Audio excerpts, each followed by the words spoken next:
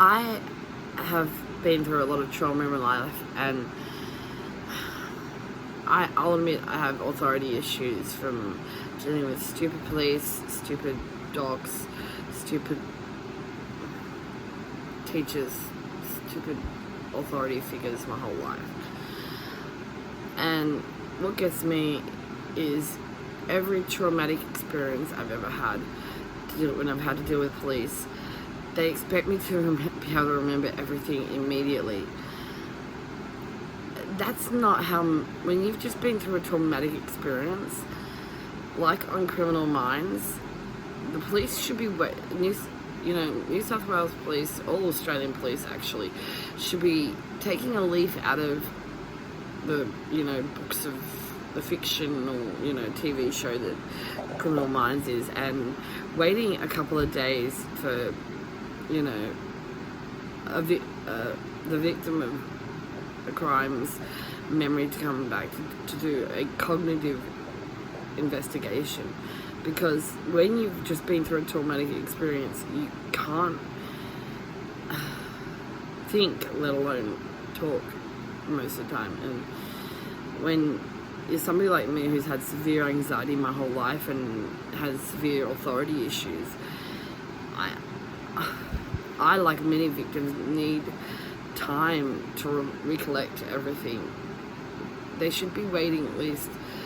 Okay, I can understand doing an initial interview, but they should wait 3 days before, doing another more thorough investigation, more, further questioning. I mean, being questioned immediately after an incident is, after a traumatic experience,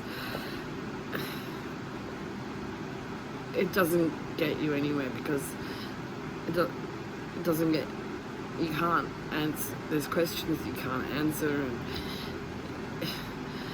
then they make out you're the liar, even though you're the victim in the situation and everything. And it's like, what the hell, Give me time to, move on from the experience before you demand all these questions from me. I mean, I'm just so sick to death of every time I've been through a traumatic experience, police expecting me to be able to remember everything immediately. When you've just been through a traumatic experience, your memory becomes fragmented, and that's where, like, my only reference is Criminal Minds, where they actually do a proper investigation, because they wait until the victim has had time to recoup a little bit before doing the interviews. If only real police did that, there may be more crimes that could be solved. And I just don't understand why real police don't care about doing real police work anymore. All they're focused on these days is stopping people from having a good time, enjoying themselves. They're cracking down on the wrong things. I mean, all they're after these days, the New South Wales Police Service, all Australian police officers, they've just become revenue raisers. That's all they're after. They're after people with drugs. They're after people with for speeding violation, for traffic violations, for any way they can make money. They don't care about solving real crimes like rapes, attempted rapes, murders, thefts. These things don't matter to them. It's just whatever they can make money out of, that's it. They don't care. It's been made obvious to me my whole life that the police, docs, teachers, nobody gives a real crap about victims anymore, victims of crime anymore. All they care about is, can I get, if I bust this person, can we make money out of it? That's all the government cares about these days, is busting people, just trying to have a good time and whatnot. And I mean, like, you can't even get drunk in a pub these days, you know, you can't. It's just ridiculous. It's becoming a nanny state, totally, and it's just like, no, hang on, we need more freedoms, not less. Stop taking away our freedoms. You know, we should have, every female should have the right to carry a baton or a mace or a taser or something, or non-lethal weaponry. We should all be allowed to have non-lethal weaponry on us so that, you know, we can prevent crime from actually happening to us, so that we can't get mugged or raped or assaulted, you know, in any way, shape or form. And that's what's the problem, is the government just wants to take away our rights to defend ourselves. They don't care, they don't really care about protecting female rights anymore.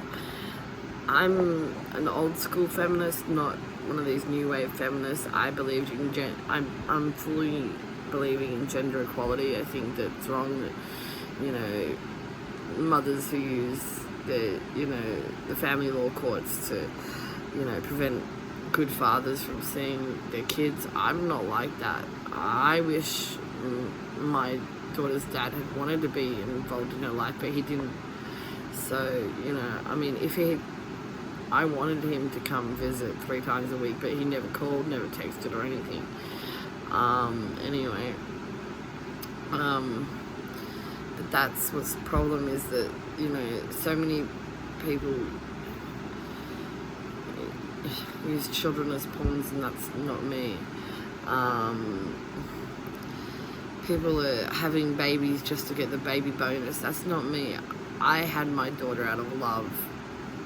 You know, she was a planned pregnancy, because I loved her dad before I found out he's a liar and a cheater.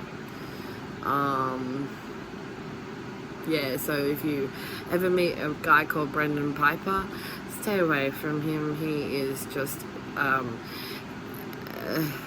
4th generation Aboriginal as far as I know. He's 2nd generation Aboriginal, and he's the type of Aboriginal that gives the rest of us a bad name. Because the only reason why he goes around impregnating women is in order to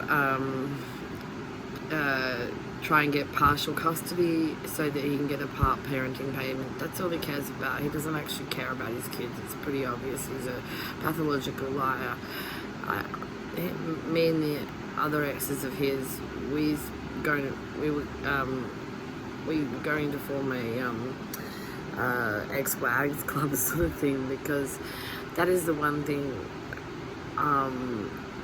about him. You have mutual ex, or you know the exes of a guy, women will unite against their hatred in the same male. You know, that's just how it is. So yeah, usually I'm the type of person who will take a secret to my grave, but if I hate a bloke and I know his ex, what can I say? Women, we will unite in our hatred against the male that we both hate, you know, sort of thing. It's just, and to the girl, there's one girl out there who, you know who you are. I love you, honey. You're a beautiful, beautiful girl who never deserved to be mistreated the way you were by that guy. I know yeah, you know who I'm talking about. And I'm sorry that I just want to say I'm sorry that I couldn't keep that to myself any longer, but now that I know who you're talking about, he told me a different name to what he told you. Anyway, I love you, honey. I always protect my female friends, but when it comes to males, we all, you know, when it comes to hating the same males, we all hate the same males, eh, girls? And if we know the ex of a male that we both hate, well, all's fair in love and war, right? And once a guy declares war on me, oh, watch out. Anyway, Um, I'm not, my problem is, even police have said this to me, I'm too nice. I'm too honest for my own good. I trust too easily, and for that, people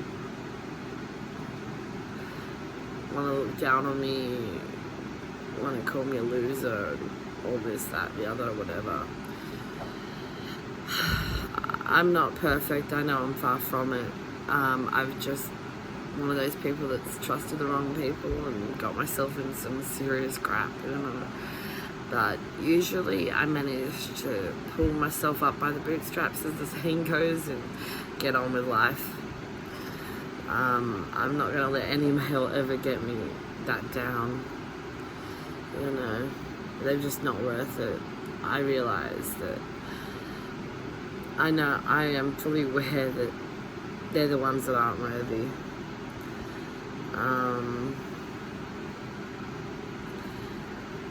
I've always been somebody who happily shares with my friends, but if you demand me to share, I don't like that. If you are too demanding, or, you know, being like, you shouldn't have to demand a gift from somebody.